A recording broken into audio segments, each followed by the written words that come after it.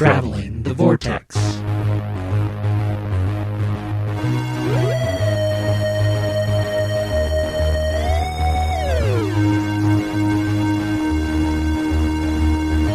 We've joined the Doctor as he travels the Vortex and arrive on Artaris in time for episode number 355. I'm Keith. I'm Sean. I'm Glenn.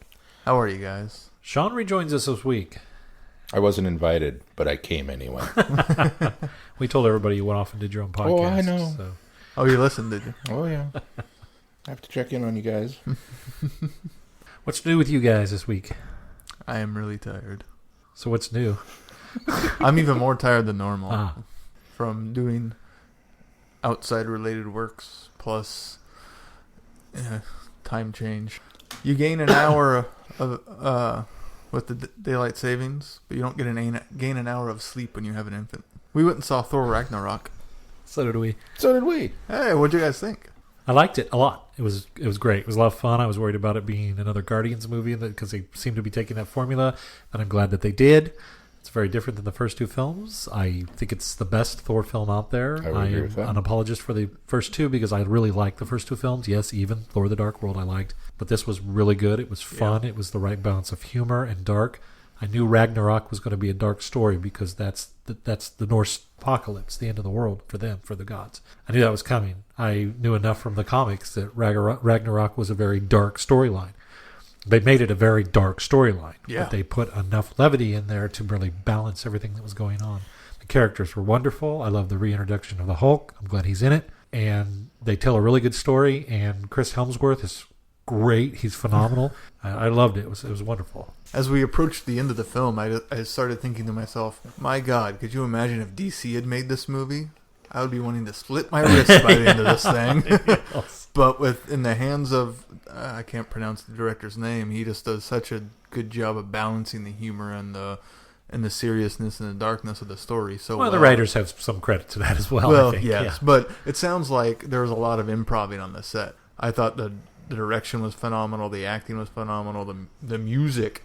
This was the first Marvel film that I noticed the score and thought it was spectacular. Yeah, I'll be buying the soundtrack to this one. I thought that same thing. It was like, this is the first Marvel soundtrack other than Guardians that I feel like, I'd go get that. It's the first score I would go get. Yeah.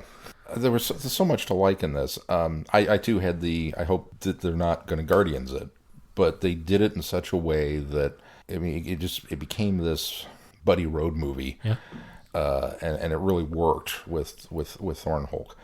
I think the only two complaints that I can come up with is, one, I feel like some of the jokes were spoiled a little bit by the trailer. The other thing was the Warriors 3. I really feel... I felt these have been underused characters since Thor 1. I loved the fact that they just...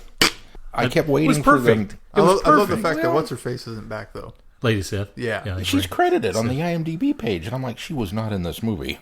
She was asked. She was mentioned. And couldn't because of the blind spot. Yeah, but still, I kept waiting for these guys to become cool. It's like, this is going to be great. This is going to go. And then they didn't get to do anything. And then the second movie, it's like, he's going to go get his friends and they can fight off the Asgardian forces while he escapes with Loki. This will be great. No. Man. So then the third one, it's like, okay, maybe they'll... Oh, wait. No, they're dead. So I felt a little bummed over that. Other than that, it's a minor thing. It's just... One of my favorite small things about it was Anthony Hopkins, especially when you first see him and he's pretending to be Loki, pretending to be Odin. The acting in that is absolutely phenomenal. And then it becomes Anthony Hopkins as Odin, and it's just kind of standard par for Anthony Hopkins. But they're just that little bit just shows how good of an actor he is. It was so much fun. I also watched the 1996 version of The Island of Dr. Moreau, which I had seen before, but it had been a really long time. The creature effects are just so spectacular in it that it's almost easy to gloss over some of those lesser points because you're so amazed by the effects you're seeing on screen. So for that aspect alone, it's definitely worth watching if you haven't seen it. Mel and I went out and saw The Dark Tower before it released on Blu-ray, because it's over at the cheap theater. How was it? It's good for what it is. If you have read the books, you will be disappointed. And obviously, there's no way they can encapsulate 8 books worth of material into a 90-minute movie. So I was prepared for that. But this really, really, really is the abbreviated Cliff Notes. If you discount the fact that it's based on 8 books, yeah, it's not a bad little movie. But it's really hard to discount that it's based on 8 books. We watched the first 3 episodes of Stranger Things, so I'm only 2 in. I'm quite enjoying it. It's really good. It's unlike the first series of Stranger Things. I think it hits the ground running. Glenn, how'd the end of your Halloween watch go? Oh yeah, that ended this week. It. Yeah, I did. Watched Annabelle on Monday, and then I watched. I chose Friday the 13th Part 3 just because I had done 1 and 2, and I thought, you know what, So your plan to watch all of them didn't really didn't come to fruition, but I got 3 of them out of the way. But now we're getting into ones that I've seen more recent and remember. Anything else? Should we move on to news? Let's move on to news. Unfortunately, we start with some sad news. A couple of passings. Earlier this week, Patty Russell passed away. Patty died at the age of 89, and she was one of the very first female directors at the BBC, and was the first female director for Doctor Who. She did some landmark episodes, including the first one she did was The Massacre at St. Bartholomew's Eve, and then she later did Invasion of the Dinosaurs, Pyramids of Mars, and Horror of Fang Rock. So 2 of my favorite episodes are included in that grouping. Yeah, and then unfortunately, we also lost Dudley Simpson. that was just today, right? Yeah, at least it was announced today. Yeah. Died at the age of 95. And of course, he worked on at least 290 episodes, writing the score to over 60 stories. Huge, influential musician for Doctor Who. And a lot of the sound of the show we love wouldn't be what it is if it weren't for him. It's true. Very true. Does it list his was he kind of scattered, or did he have a specific era that he... No, he goes from Planet of the Giants all the way up to Horns and Hymon. That's what I thought. Yep. Most of it. Yeah, pretty much. Just... Well, and rats. he even appeared on screen in Talon's Wang Chang. Enough sad news. So we had a bit of this news that was unofficial months ago, but Big Finish has announced officially that Jenny is back as the Doctor's daughter in Audio Adventures. Yay! With Maybe. Georgia Tennant reprising her role. Yay! So she will, of course, have her own companion in the form of Sean Biggerstaff, who played Oliver Wood in the Harry Potter films. Very good. Wow. Okay, cool. So they are available for pre-order. I have not found a release date yet, but we've got Stolen Goods by Matt Fitton, Prisoner of the Ood by John Dorney, Neon Rain by Christian Barassington, and Zero Space by Adrian Poynton. Oh, release in June 2018. Oh, far out. Oh, so we got, 7 Well, months, it's 7 8 months. months left. Yeah. I guess we're almost at the end of 2017, aren't we? Hard to believe. It's rolling closer. You know what that means? It's been a better year than 2016. In some ways. I mean, Star Wars is just around the corner. Yes, it is. That's right. Next month. Our last bit of news is we thought we'd give a shout out to Lethbridge Stewart at Candy Jar Books and their new websites. They have a new They website. have a very new website. Lethbridge It's Stewart. a really sharp looking website, I think. Lethbridge-stewart.co.uk. Very impressive. And if you go and check out their website, there is a poll you can take part in and enter to win a very lovely piece of art. And remember, the correct answer for best short story, I think it's favorite short story. the correct answer for your favorite short story, I'm not going to finish that. There's also a really cool feature of a timeline. If it matters, I did not vote for my own short story for favorite short story. It's okay, Sean. Nobody did. Yeah, the timeline's really cool. The Heisman Estate-approved multiverse timeline, and it breaks down absolutely every single Brig-related story that has been released. Not just the Except Lethbridge Stewart ones. It's Dimensions in Time. Everything. Everything through... what is on there, though? Downtime. I'm sure that was a bone thrown just for you. Gonna write that short story. I don't care what he does with it, but I'm going to write it. You need to. So go check out their new website. You write it and I'll eat my hat. And that's it for our news. Any feedback this week? Yes, there is some that we missed last week. We did. Lost in my emails, Robert. We can't even run a show by ourselves, Keith. I know. This is why you can't have nice things if I don't show up. The funny thing is you were here, and you're the one that's keeper of the feedback. Subject, TE3 and music. Hello. Sending you a few words, maybe more than a few, about various and sundry. It was good seeing all of you at Time 83. I'm glad you had a great time and that your panels went well. Naturally, I had to miss them because I was at my table selling books. I was also distracted when you were at the classic TARDIS console, so I hope you'll post a photo or video soon. And yes, I did almost cry a few times at closing ceremonies.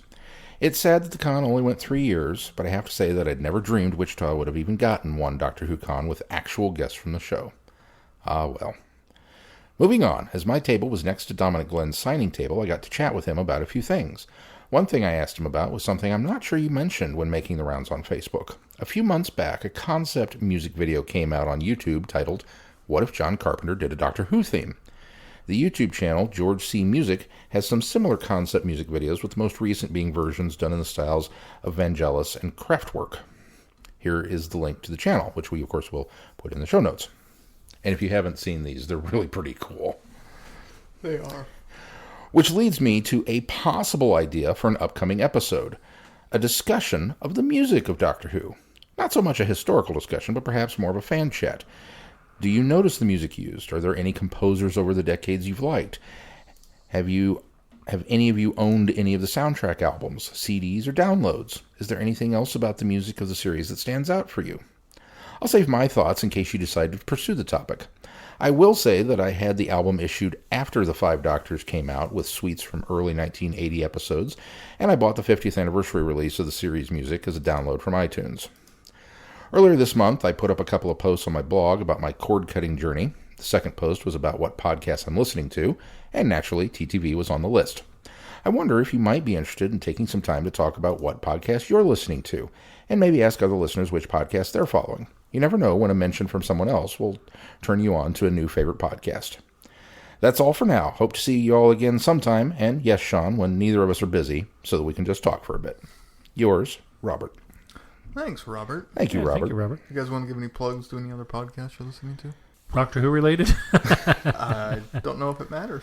I'm listening to... Just discovered a new one, and now I can't remember what it is. I think I mentioned the Purple Stuff podcast. I think I mentioned that a few weeks ago. That's one I've been listening to. I'm listening to another one, and I can't remember what it's called, but it's an NPR podcast, and it's a game show, pop culture game show. I'll open my phone. That sounds here. right up your alley. I still read I still listen to It's All Connected, because that's a MCU podcast. I think some of these I've mentioned. No Such Thing as a Fish, which is for the writers from QI on BBC. Ask Me and Others, the NPR that I'm watching. I'm listening to these. I'm listening to Five-ish Fangirls is on my list, and Radio Free Scarro. Those are probably the ones I listen to the most. My list is very short. I don't have as much time to listen to them as I used to. But it's mainly for Doctor Who related. This Week in Time Travel, 2 Minute Time Lord when he occasionally puts out an episode, and then the Oodcast when the show is going. Which no wonder you don't listen to very many podcasts. Those are like seasonal and every 2 or 3 months. This Week in Time Travel is every week on the dot. Okay, all right. Except for the few weeks they missed them. And then, it happens. Yeah, it does. And then other than that, I've been listening to The West Wing Weekly as a big rewatch and listen along. And one of the hosts of that has another podcast called Song Exploder, which is really good, where he talks to artists and they break down how they constructed the songs. I occasionally get to listen to the Five-ish Fangirls. On my list is Welcome to Night Vale. I have not started it yet, but it's been so heavily recommended to me by so many people that I would like to try it. And then I don't know if this is... I assume this one's a visual and not an audio podcast, but How Did This Get Made? Which is about disaster movies. Not disaster movies like it was a disaster to watch. And they cover things like Junior and Rollerball and how did this get made? And so that's kind of the... I think that would be a fun one, but I have not partaken in it yet. So my list is very unfortunate. Well, that's all we have this week. And every now and then I listen to ours. Don't forget, you can send us feedback by going to our website, travelingthevortex.com, and fill out the Send Us Feedback tab. Or you can send it directly to feedback@travelingthevortex.com. Or you can also reach out to us on any form of social media. It's kind of a good idea about the music. We may have to. Yeah. Yeah, it's definitely something we should put on the schedule. We should probably in the next year. Like 2018. Maybe we'll get something from Dr. Phil. Yeah. If he's not dead in a ditch somewhere. He's not. I see him on Facebook every now and then. So I don't know if we've been that funny lately. No, we haven't. No. He's completely safe driving. We've not been that funny lately. Well, let's move on to our reviews. Oh, this could be interesting. Excelis Rising. 1,000 years after his first visit to the planet Artaris, the Doctor returns. The city of Excelis has grown, spreading a vast empire throughout the globe. Science and engineering have provided a new age of reason. But the more things change, the more they stay the same, and once again death follows the mysterious relic through the halls of the Imperial Museum. When the Doctor finds himself helping the curator and the local authorities with this mystery, he finds himself crossing paths with a familiar face from Excelis' history. But no one lives for 1,000 years, do they? Bum, bum, bum. I thought this one was quite enjoyable. It was enjoyable. Again, the performances are 90% of the enjoyment factor of this. I thought Colin Baker was really great. And Anthony... Stewart Head. I can't remember to call him. He's credited Anthony as... Anthony Head here, but yeah. Yeah. Well, on the cover, it's Anthony Stewart Head. He goes back and forth all the time. I keep wanting to call him Anthony Michael Head for some reason. No. Anthony Stewart Head. He's such a joy to listen to. The cadence and the richness of his voice. I mean, if you just put a phone book in front of him, I'd go, okay. I mean, he's just that magnetic of a vocal personality. I think this is his best performance out of the three so far. The story-wise was just kind of like, I guess maybe I just don't care about Excelis. Is my problem. I don't know. Somebody else give me talk me into liking the story better than, it was good. It just wasn't. I don't think I can. I think this story is better than the first one we listened to, Excelis Dawns. I think that I agree with you. I think the acting is the most part of it. I really enjoy listening to Colin Baker. I said Anthony Stewart Head in the first audio as Greyborn was just but I think that's because the character was written two-dimensionally. This character has a lot more dimensionality to it, and I really enjoyed listening to Anthony Stewart Head in this one. I thought he was phenomenal in this.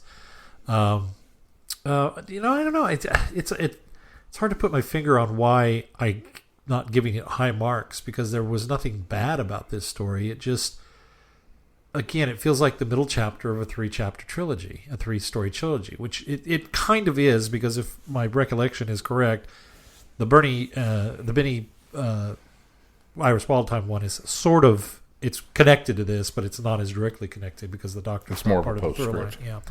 So, but it really kind of feels like the middle part of something big that's going to happen. I thought the end of it was a little bit, the finale was a little lackluster, although I wasn't surprised that his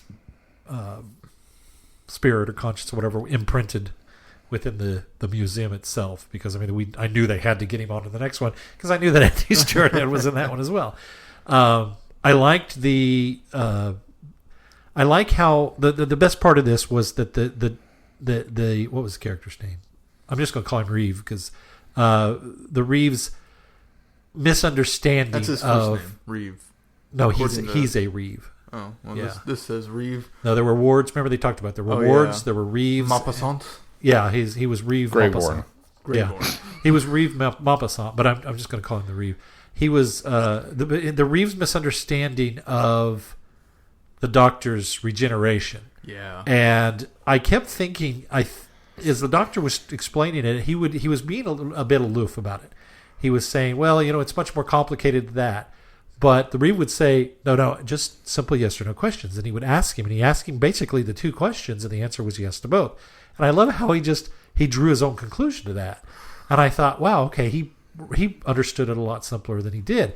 But then after the Doctor leaves, and he kind of expounds on what his understanding of what the Doctor told him was that he's stealing bodies, basically. Yeah. And I thought, oh wow, that's kind of a clever device for our bad guy to misinterpret what the Doctor does, and that's now his motivation in order to move on to the next life. I thought, that's kind of cool. And then in hindsight, having listened to the next part, how that aspect of it thrusts through into the next story, I thought was really smart too. Yes, agreed.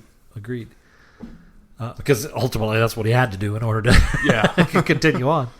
I did like the nugget of the idea that the sister was still mixed in with his personality, and that he hadn't slept in 1,000 years, because anytime he let go consciously, she would take over, or attempt to. And I just the moment where he says that you've been awake for 1,000 years, how do you dream? Or he says you have to sleep because you have to dream. The mind has to process all the different things and file things away. And he says, "Oh, I didn't say I don't dream." And I was like, "Oh wow, like waking dreams. That's a cool concept." Yeah, that was a very, very cool moment.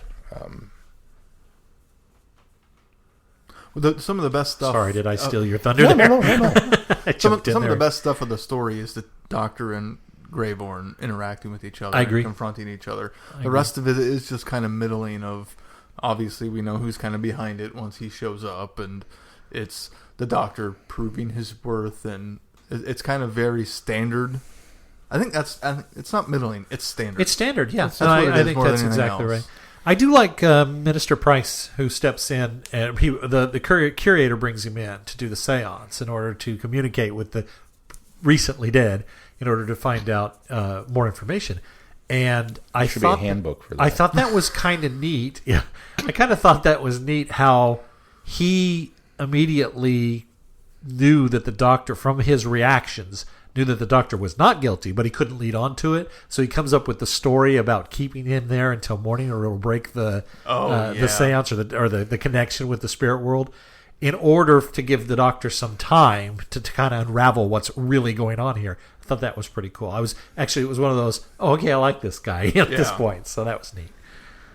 It felt a little weird that we get this Age of Reason, compared to the Excelis of old, where it's the marketplace and ritual sacrifices and stuff, that we're now in this new Age of Reason, and then bring out the seance. Really? Well, there's a lot of talk of mysticism. Yeah, they're still clinging to a lot of that. Yeah, I think they are. And I think organized. The Age of Reason concept is even brought more forth in the next story. That's where they talk more about the Age of Reason. But yes, this is obviously the early days of the Age of Reason, and obviously they're still clinging on to the past. We have this organized mysticism. Yes. Some interesting concepts here. But yeah, for me, it's purely the performances is what carried me through on this one.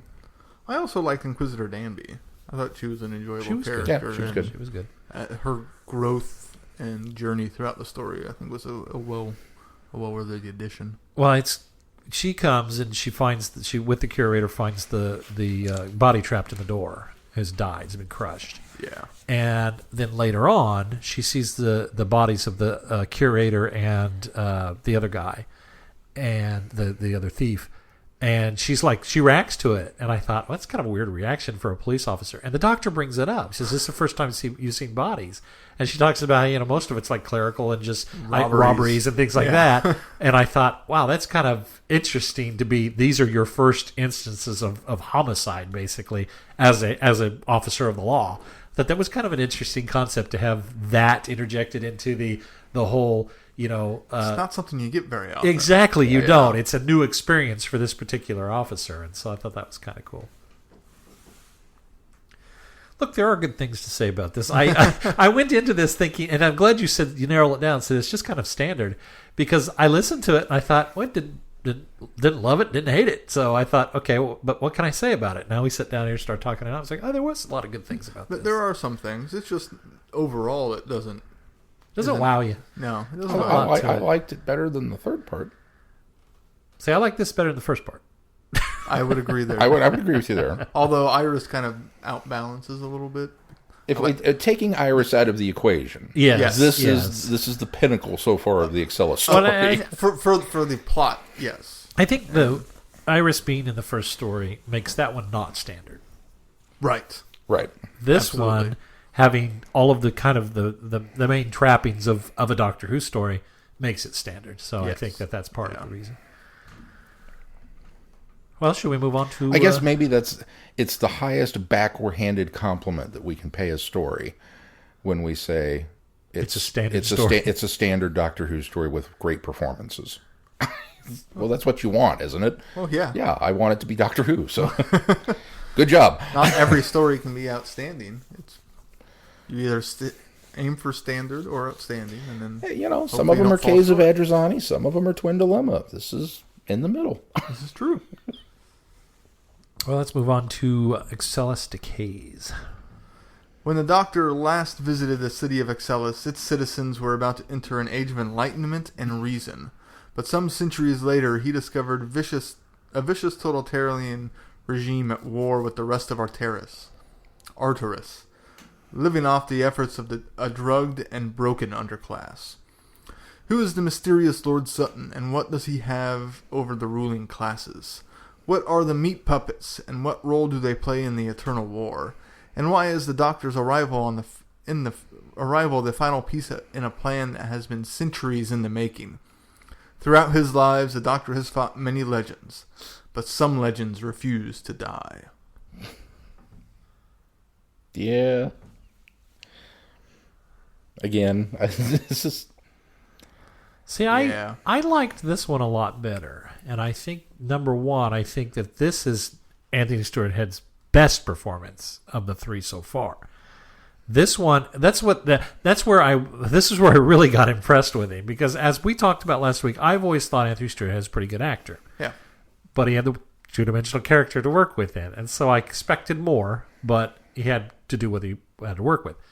Then he comes to the next one, and he's just like very stoic, very level, being, but he puts so much, energy and emphasis in his voice that you're compelled and you're listening to him. And I thought, wow, this is a really good performance out of him.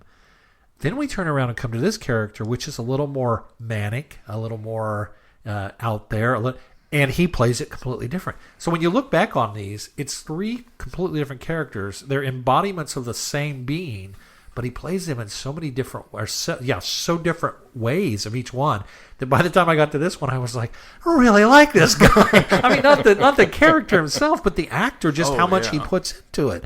And so that was the best thing about this one, was that. Then you put somebody who is charismatic and dark and mysterious and enigmatic as the Seventh Doctor in the story, and now you've got these two characters that I just really enjoyed listening to them, and I thought the engagement between those two was 1,000. I mean, I liked the engagement between him and the Sixth Doctor, but I thought that it accelerated it immensely in this one. So I thought they played off of each other so well. And of course, Sylvester McCoy, when he's playing dark, he plays it well. He just, you take him so serious at that point, because he's one of those doctors that he can be that goofy, fun clown with the spoons and doing all the fun stuff and juggling, and then he can turn around and he can be this really dark, brooding guy. And it just, I really, really like that about that. Also, I think that the trappings of the surrounding here. We're at war. He's creating what I didn't like the word meat puppets. I thought that was kind of a weird term to use. Oh, by the way, that last one was written by David McKenty, who wrote Schizoid Earth, by the way. Really? Yes. So if you didn't know that one. This one's written by Greg Hinton. I don't know what else he's written. So, but anyway, so I like the trappings of the story. Now, Yiji So, I liked the kid, and I loved him in Doctor Who, the movie, but I really thought he was phoning it in as the major. He just and the only excuse, that was the only problem with it, is he was so flat sometimes that it made me wonder if he didn't go to Big Finish, that maybe he recorded his stuff in a studio and didn't have anybody to play off of, because it sounds like some of the lines are just laid in there, And so I was really struggling with this story, keeping into the story, because I kept wanting to rationalize why he sounded so flat and was just, I mean, I don't know. He wasn't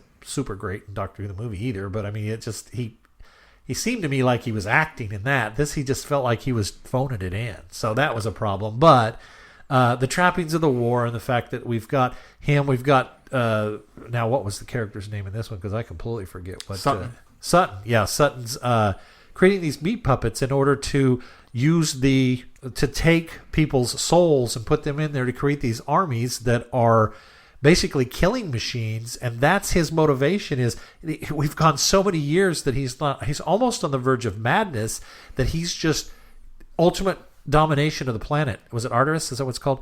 He's ultimately going to just kill off everything in Artaris and just, and then eventually steal, because he now has, well, that was the other thing that I thought was genius about this, is the fact that the Doctor's been there before and he's touched the relic, that a piece of his soul has been left behind there. And so that's how he's able to kind of understand and learn more about the Doctor and know all of this stuff that's out there. And he wants to take control of the Doctor's TARDIS, so that not only is he going to take Artemis and destroy it, he's going to go on and he's going to take over I thought that was, it sounds very machinacious, but it was just, I know there was something about it that I was like, okay, you've really taken from point A and elevated the threat all the way up to here where it needs to be. And so I really liked that concept of it. I agree with what you say for the most part, except for the fact that it takes too long to get the Doctor and Sutton together. I would agree with that. I would agree with that. That needed to happen way sooner. And it was interesting to explore what Excelis is like now, but it takes so long to do it, and it feels like 90% of the story is, I want to say exposition, but that's not the right word. Well, it's setup, exposition. Yeah, there's so much talking about what's going on as opposed to like actually things happening. Which Big Finish, to some extent, it feels like the person who wrote this didn't have a good grasp on the audio format, so he felt like he had to explain everything instead of what we normally get from Big Finish of sparse explanations. But I will say what it does though is it seems like this is the one story that I felt like there's a lot going on at the end, and it's probably because of what you said, but it's almost like there was no way to keep the drama going through the whole thing, the dramatic climax elements of it through the whole thing, and so that was the fill-in, was to kind of slowly build us to it. I think that was the way I took it. I didn't have a problem with that very much. It just felt like throughout. But I see your point. It felt like throughout the whole thing we were just getting large chunks of info dump of, oh look, here's why there's no libraries, blah blah blah blah blah blah blah blah blah. And then the relationship between the Kommissar here's my entire life backstory. I don't need to know your entire life. Just get on with the story. I mean, there's a little bit is enough to give me okay, let's thrust it forward, but the amount of detail that he went into about everything, I don't think was absolutely necessary. That's my biggest complaint with the story. Okay. I agree with both of you. Glenn, I like what you said about the threat level being elevated and his desire to kind of take over the TARDIS, and that he's now going to spread beyond Excelis. Except he's been around for how long now? A few thousand years, and he still hasn't conquered the planet. I mean, he was the warlord, and he couldn't get the job done. And then he was the guy, and he's been there for 1,000 years, influencing stuff, and he couldn't get the job done. He was working his way up. He's working his way up, and now the big plan is meat puppet zombie war. Shouldn't you just be president or something by now? Well, you've had this kind of be emperor of the planet. Yeah, but honestly, that would have been a more interesting story than him still being this kind of weird scientific Davros character. But I think I think the thing about that is I think that we don't know how long he was trapped in a spirit form. That's true. Between the time that the Doctor removes him from the body, and when he opens the relic and he is pulled out of the body of the last guy, the Reeve, and then we don't know how long he's been before he finally was able to possess another body. I'll give you that. But the Doctor, now to your point, the Doctor does look back through the history, and he realizes that somebody's been there manipulating the timeline, or manipulating things, society, so that you have these great, these abrupt changes in the way things goes, and it makes me wonder as if how much of that he was having to do, he wasn't doing physically, he was having to do from beyond in order to get things to lay in line. And so I think that, not to mention, he is been around for thousands of years, and he still obviously isn't sleeping. Although I think I get the impression at that point that the Mother Teresa was separated from him at that point, right? Do I remember that right? No, she wasn't, because she was still trapped in there because she was still trapped. That's right. Well, because at the end she's manifested again finally, but I just have the feeling he's just so. He's so nuts, that this was the smartest choice, and so he got from here and then was okay. Forget being president, forget the power. It didn't work for me when I was Greyborn. It didn't work for me. I tried to work up through the ranks when I was a Reeve. Heck, I'm going to go be this mad scientist and just take everything over. So maybe I'm being a lot more forgiving, because you do have a good point. But I think that was my thing. That was my thing about it. Is I thought he's just BS crazy right now. Is what it boils down to. He's got he's got his little checklist, and he's like warlord. That didn't work. Exactly. Nope. Let's go on to Plan C. The president. No. Tech. Yeah, we could try that one. Sure. All right. That's just 3 stories, though. I mean, you got to advance it that quick. But yeah, the interactions between him and the Doctor were the highlight of it. But again, like what you said, Keith, it took way too long to get them together, and there was just too much exposition, too much not happening. And I don't know. Like I said, maybe I'm just tired of Excelis.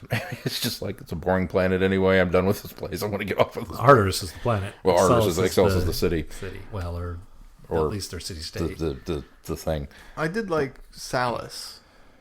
I like his story arc throughout the entire story of his being the gruff Kommissar, and then kind of warming up, and then discovering that his son's still alive, and Well, that's what I liked, is that it's almost a reckoning for him, and I kind of like that, because he realizes that he made the mistake of turning her away and her son away, eventually, because he was so afraid of his career being damaged by the fact if anybody found this out, especially once Sutton has discovered it blackmails him, then he's like, okay, I've got to put this aside, and so I like the fact that his reckoning is kind of when he realizes that his son is still alive, and although one part of that, it was really weird to me, was the fact that they think he's dead and they think he's reanimated and being in charge of meat puppets. One of them, and then there's like dialogue. One of the meat puppets says, "Mother, help me," and so I thought, okay, brain's gone. That's it. That's the one that he's in. And then there's some dialogue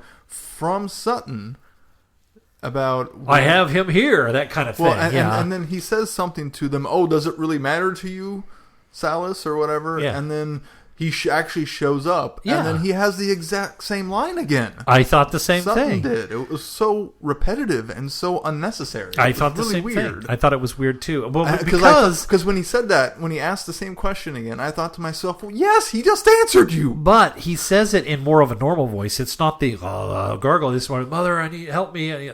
Then it's like, wait a minute. It seems like he has more of his faculties. Well, I got the impression that whatever.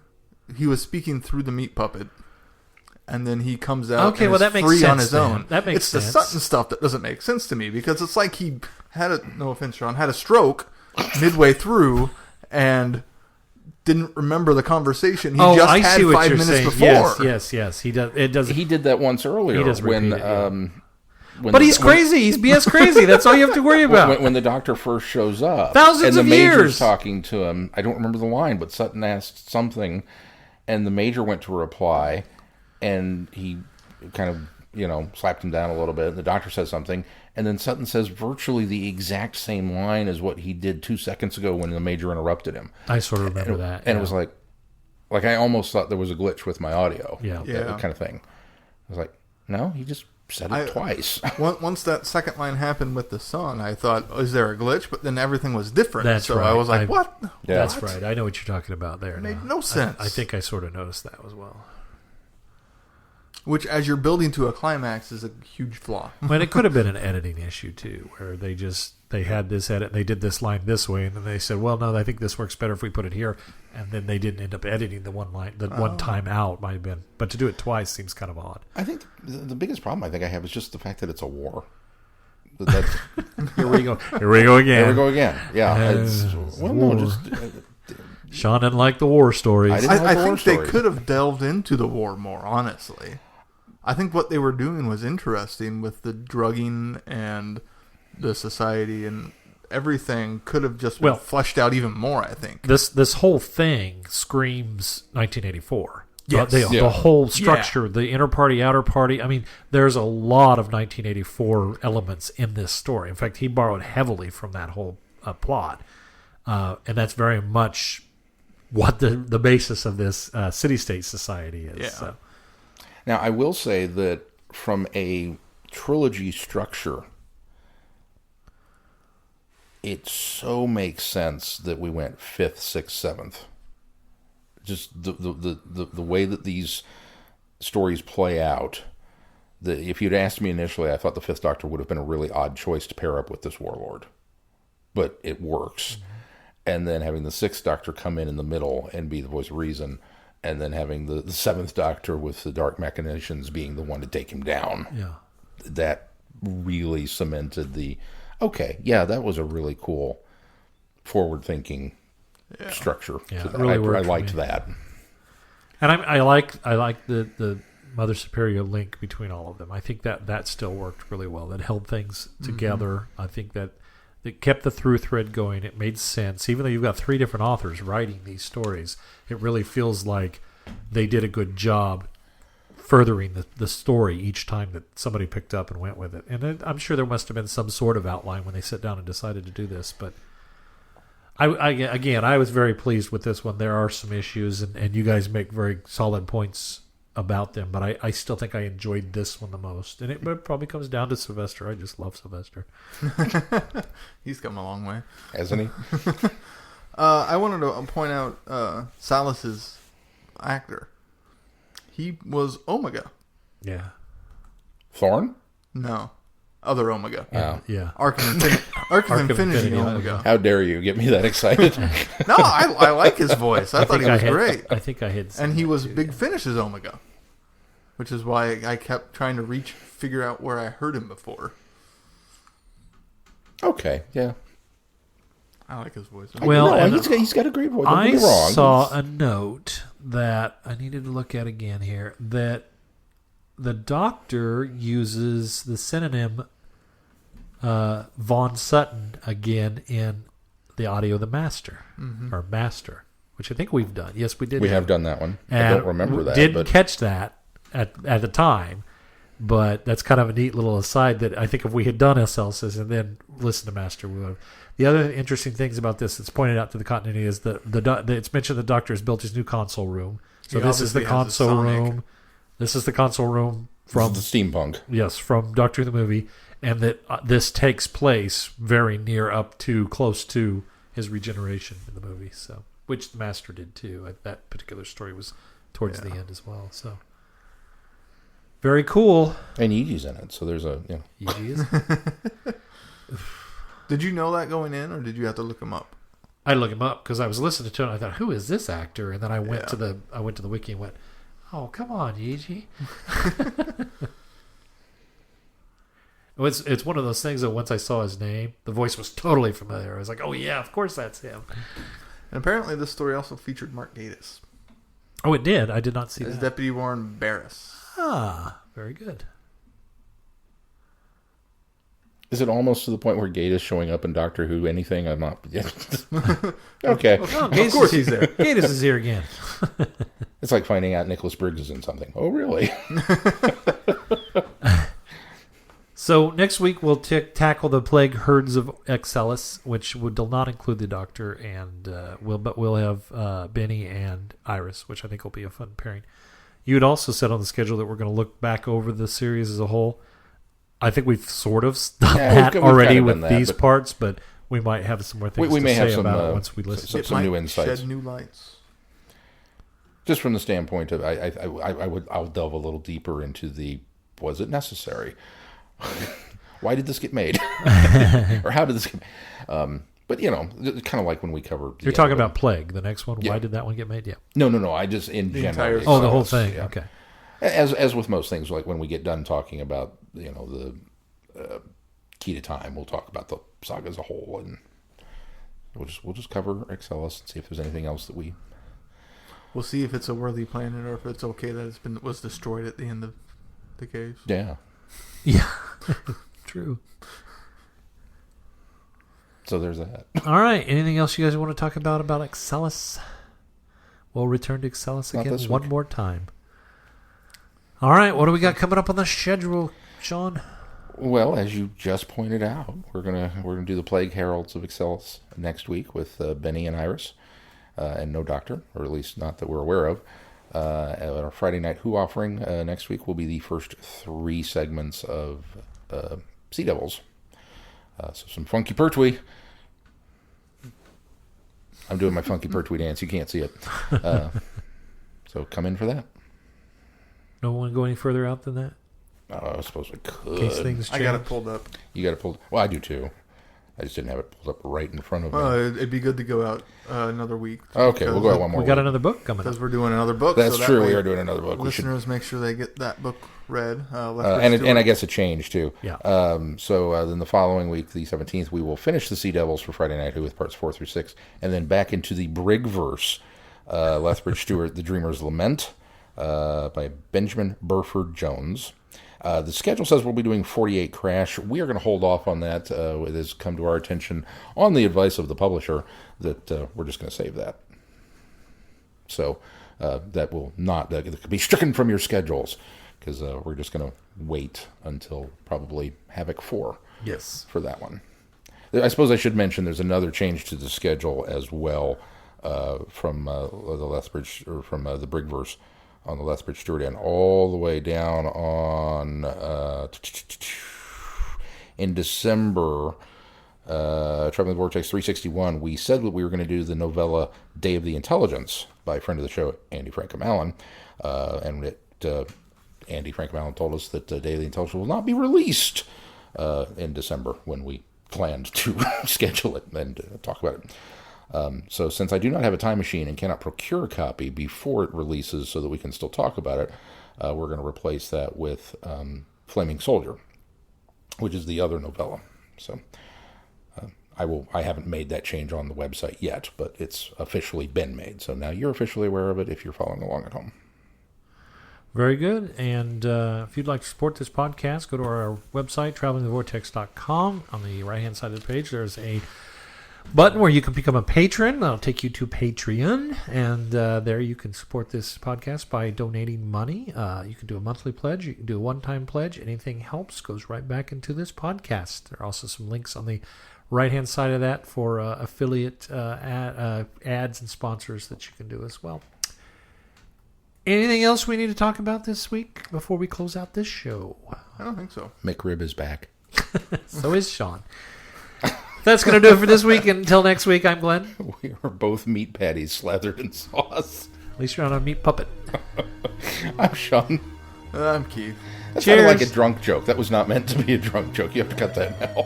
I can't totally cannot say that. Oh, it's all going. Oh, no. Good night, everybody. Be seeing you. Thanks for listening. You have been listening to Traveling the Vortex. Doctor Who and all of its associated programs are owned and trademarked by the BBC. No infringement is intended or implied.